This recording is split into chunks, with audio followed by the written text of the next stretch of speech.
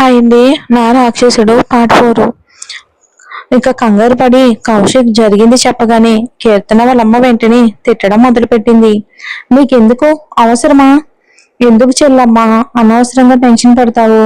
తప్పు జరిగింది, ఎదిరించింది. ఇటువంటి అమ్మాయిలు ఉండడం కూడా గొప్ప తెలుసా? ఎంతమంది అమ్మాయిలు ఇంత ధైర్యంగా ఎదుర్కొంటున్నారు చెప్పు. మనం సంతోషించాలి. ఆ ధైర్యం మన అమ్మాయికి ఉంది అని అన్నారు కౌశిక్ వాళ్ళ డాడీ కీర్తన వైపుకు చూస్తూ. నిజమే గోపాల్ చెప్పేది అక్షరాల నిజం. మా కూతురు ఎటువంటి తప్పు చేయకపోతే ఎదుటి వాళ్ళ ముందు తల వంచాల్సిన అవసరం ఏముంది చెప్పు. అయినా తప్పు జరిగింది, ధైర్యంగా ఎదుర్కొంది. దానికి ఇంకా మనమందరం సంతోషించాలి గాని ఇదేంటి అని అన్నారు కీర్తన వాళ్ళ నాన్నగారు రఘు. మీరందరూ ఇలా వెనకేసుకుని వస్తే ఎలా?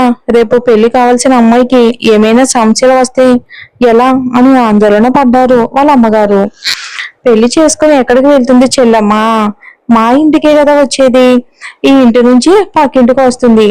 ఆమె గురించి మొత్తం మాకు తెలిసినప్పుడు ఇంకా భయపడాల్సింది, బాధపడాల్సింది ఏమీ లేదు. ఇంత ధైర్యం ఉన్న అమ్మాయి మా ఇంటి కోడలు అని నాకెప్పుడు సంతోషంగానే ఉంటుంది.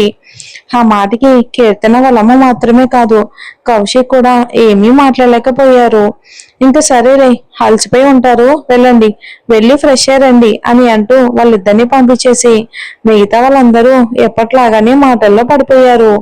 ఇంకింటికి వచ్చిన తర్వాత ఆదిత్య మాత్రం అస్సలు కుదురుగా ఉండలేకపోయాడు. ఎంత తాగినా ఎక్కడం లేదు. కీర్తన రూపమే కనబడుతూ ఉంది తనకి. మళ్ళీ అవమానం జరిగింది. ఆమె వల్ల తనకి ఇంతకు ముందు ఒకసారి, మళ్ళీ ఇప్పుడు తనని పోలీస్ స్టేషన్ లో కూర్చోబెట్టింది. ఎంత ధైర్యం ఉంటే ఈ పని చేస్తుంది? నా గురించి తెలుసు కూడా మళ్ళీ ఇలా చేసిందంటే ఎంత పొగరు అని అనుకున్నాడు ఆదిత్య. తాగే కొద్దీ అతనికి అసలు స్పృహ అనేది ఉండటం లేదు. ఎలాగైనా సరే ఆమెను నా కాళ్ళ కిందకి తెచ్చుకోవాలి అని ఆలోచిస్తూ ఉన్నాడు. కానీ ఎలా ఎలా ఆమె గురించి ఆలోచించే కొద్దీ అతనికి కోపం ఇంకా ఇంకా పెరిగిపోతుంది. దించుతాను, నీ పౌరు మొత్తం దించుతాను అని అనుకుంటూ అలాగే తాగి తాగి పడిపోయాడు. దాదాపు ఒక వారం రోజులు ఇక ఎటువంటి సంఘటనలు జరగకుండా గడిచిపోయాయి. కౌశిక్ కీర్తన వాళ్ళ పెళ్లికి ముహూర్తాలు కూడా పెట్టించారు. ఇంట్లో ఉన్న పెద్దవాళ్ళు, వాళ్ళిద్దరి తల్లి తండ్రులు కలిసి. ఏదో తెలియని గుండె బరువు పట్టి పీడిస్తూ ఉంది కీర్తనకి. కానీ ఇంట్లో ఉన్న వాళ్ళ కోసం సంతోషంగా నటిస్తూ ఉంది. తప్పదు, ఈ పెళ్లి జరగాలి. ఎందుకు అంటే జరిగిన సంఘటన అటువంటిది. ఇంట్లో వాళ్ళ పరువు మర్యాదలు బయట పెట్టలేదు తను. తన మనసు తన సంతోషం కన్నా ఇంట్లో వాళ్ళ సంతోషం చాలా ముఖ్యం అనిపించింది తనకి. అలాగే ఆలోచిస్తూ ఆ రోజు హాస్పిటల్కి అయితే వచ్చింది. ఆమెతో పాటు కౌశిక్ కూడా.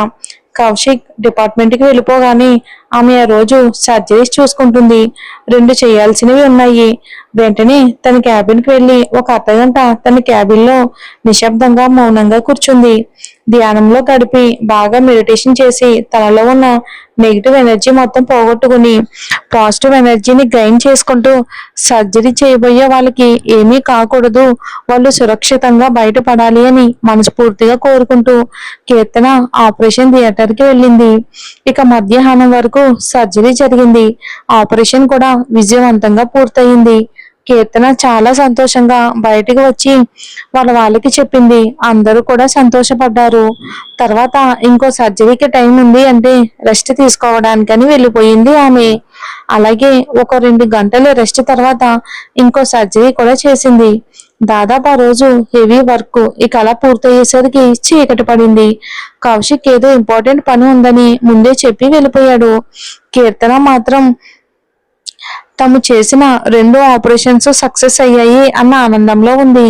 అలాగే చీకటి పడిన ఇంటికి పోకుండా మరి కొంచెం సేపు అక్కడే ఉండి వాళ్ళకి కాంప్లికేషన్స్, రియాక్షన్స్ ఏమైనా వస్తాయేమోనని అలా చూసుకుని ఇక ఎటువంటి రియాక్షన్స్, కాంప్లికేషన్స్ లేకపోవడంతో కీర్తన సంతోషంగా బయటికి వెళ్ళింది.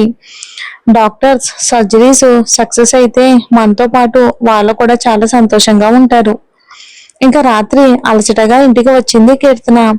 తల్లి ఎంత బతిమాలినా అస్సలు తినకుండా అలాగే నిద్రపోయింది. ఉదయం చేసిన పనుల వలన చాలా టైర్డ్ అయిపోయింది. ఇక అలసట వలన ఎప్పుడు నిద్రపోయిందో అస్సలు తెలియనే లేదు. అలాగే మొత్తంగా నిద్రపోతున్న వేళ ఎవరో తన రూమ్ డోరు ఫాస్ట్ గా కొడుతున్నట్టు అనిపించింది ఆమెకి. ఏమీ అర్థం కాలేదు ఆ టైంలో ఏంటి అని. ఆమె కలలో ఉందేమో అనుకుంది. కానీ ఈసారి డోర్ శబ్దం మరింత ఎక్కువగా వినపడింది. ఆమె వెంటనే లేచి డోర్ తెరిచింది. ఎదురుగా తన తల్లి తండ్రి ఆమె వైపుకు చాలా టెన్షన్ గా చూస్తున్నారు. వాళ్ళిద్దరిని అలా చూడగానే అంతవరకు ఉన్న నిద్రమొప్పు మొత్తం వదిలిపోయినట్టు అనిపించింది ఆమెకి. కీర్తన అని అంటూ కీర్తన తల్లి బాధగా ఆమె వైపుకు చూస్తూ ఉంది. తన తల్లి ఫేస్ చూడగానే ఏమైంది మమ్మీ అని అడిగింది కీర్తన ఆందోళనగా. తన నీ కోసం అంటూ ఆవిడ ఏదో చెప్పబోయారు. వెంటనే ఆమె తండ్రి మధ్యలో అందుకుని ఫాస్ట్ గా రెడీ అయ్యి కిందకి రా బేబీ 5 నిమిషాల్లో అని చెప్పి వెళ్ళిపోయాడు. ఆయన ఆమె తల్లిని కూడా తీసుకుని వాళ్ళిద్దరిని చూడగానే ఖచ్చితంగా ఏదో జరిగిందని మాత్రం అయితే అర్థమైంది కీర్తనకి. వాళ్ళిద్దరి మొహాలు అలా చూశాక ఆమెకు కొంచెం టెన్షన్ ఎక్కువగానే అనిపించింది. 5 నిమిషాల్లో స్నానం కంప్లీట్ చేసి క్యాజువల్ డ్రెస్ వేసుకుని అలానే లూజ్ హెయిర్ కి క్లిప్ పెట్టుకుని కిందకి దిగింది. అంతే అక్కడ హాల్లో కూర్చున్న వాళ్ళని చూసి ఆశ్చర్యపోయింది. తన ఇంటికి పోలీసులు ఇక్కడ ఏం చేస్తున్నారు అనుకుంది. అర్థం కాలేదు ఆమెకి ఏం జరుగుతుంది అన్న కన్ఫ్యూజన్ ఫేస్ తో వాళ్ళ ముందుకు వచ్చి నిలబడింది కీర్తన. తండ్రి ఏదో చెప్పబోయే అంతలోనే ఇన్స్పెక్టర్ ఆమె ముందుకొచ్చి యువర్ అండర్ అరెస్ట్ మేడం అని అన్నారు. ఆ మాట వినగానే ఆమె కంప్లీట్ గా షాక్ అయిపోయింది. ఎందుకు అనేది అర్థం కాలేదు. అసలు తనని అరెస్ట్ చేయటం ఏంటి? ఏ నేరం మీద? అంత తప్పు తను ఏం చేసింది అని కళ్ళు తిరుగుతున్నట్లు అనిపించాయి. వెంటనే కీర్తన తల్లి తండ్రి ఆమె పక్కకి చేరి ఆమె చేతులను గట్టిగా పట్టుకున్నారు. ఇన్స్పెక్టర్ ఆమె వైపుకు అలాగే చూస్తూ నేను మీరు ఆపరేషన్ చేసిన 2 పేషెంట్లు చచ్చిపోయారు. పవిత్రమైన మెడికల్ ఫీల్డ్ లో ఉండి కమర్షియల్ గా ఆలోచించే వాళ్ళ ప్రాణాలు సీరియస్ అయ్యేంత వరకు తీసుకుని మరి వాళ్ళని సరిగ్గా చూసుకోకుండా పైగా నిర్లక్ష్యంగా మీరు ఆపరేషన్ చేశారు. అందుకే 2 చచ్చిపోయారు అన్నాడు. అతను ఆ మాట వినగానే కీర్తనకి దిమ్మ తిరిగిపోయింది. ఏం మాట్లాడుతున్నారు మీరు? మీరు వాళ్ళకేమీ కాలేదు, ఆర్ సేఫ్ అని నైట్ వరకు నేను ఉండి దగ్గరుండి చూసుకొని వచ్చాను. అసలు వాళ్ళకి ఎటువంటి కాంప్లికేషన్స్ కూడా లేవు. వాళ్ళు కంప్లీట్ గా అవుట్ ఆఫ్ డేంజర్. మీరు ఎవరిని చూసి ఎవరు అనుకుంటున్నారో ఏమో. దయచేసి ఒకసారి చెక్ చేయండి. వాయిస్ కొంచెం షివర్ అవుతూ ఉంటే చెప్పింది కీర్తన. నో మేడం, ఖచ్చితంగా మీరే పూర్తి ఇన్ఫర్మేషన్ తెలుసుకుని వచ్చాము.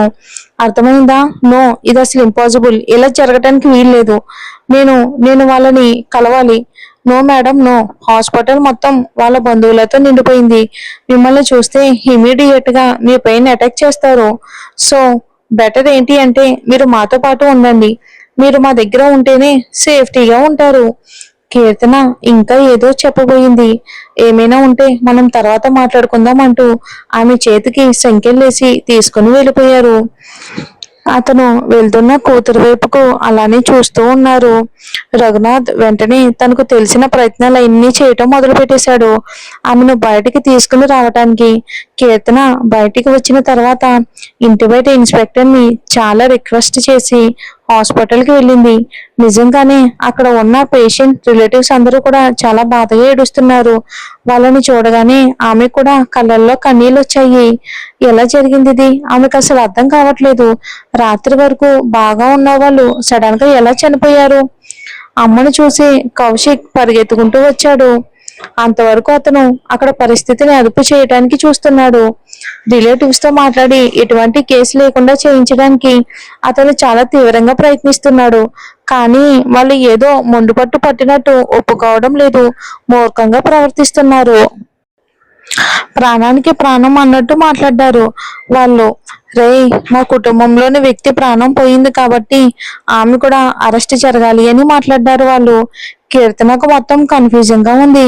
అసలు ఇదంతా ఎలా జరిగింది? తన ఆపరేషన్ సక్సెస్ అయింది. తను వాళ్ళతో మాట్లాడింది.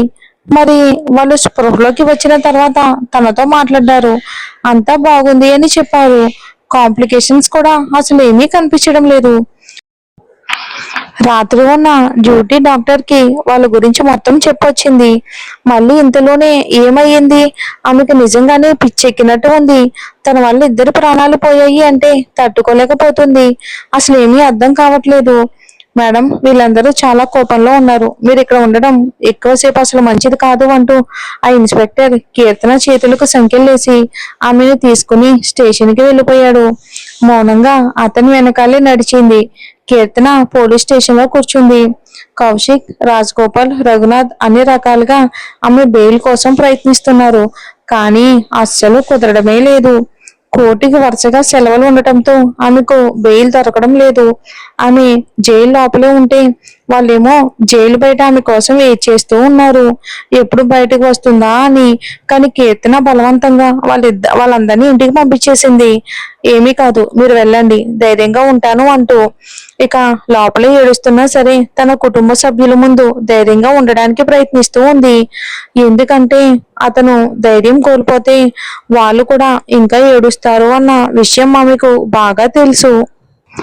అందరినీ పంపించేసి కౌశిక్ మాత్రమే ఉండిపోయాడు అక్కడ. నువ్వు కూడా వెళ్ళిపో కౌశిక్ అని అంది అతన్ని చూస్తూ. నువ్వు నా ఫ్రెండ్వి, నిన్ను అలా వదిలి ఎలా వెళ్తాను అనుకున్నావు? నోరు మూసుకో, నువ్వు లోపల ఉండు, నేను బయట ఉంటాను అన్నాడు. ఆ మాటకు అతని వైపుకు అలాగే చూస్తూ ఉంది ఆమె. ఇదంతా మన ఆదిత్య ప్లాన్ ఏమో. చూద్దాం మరి ఏం జరుగుతుందో.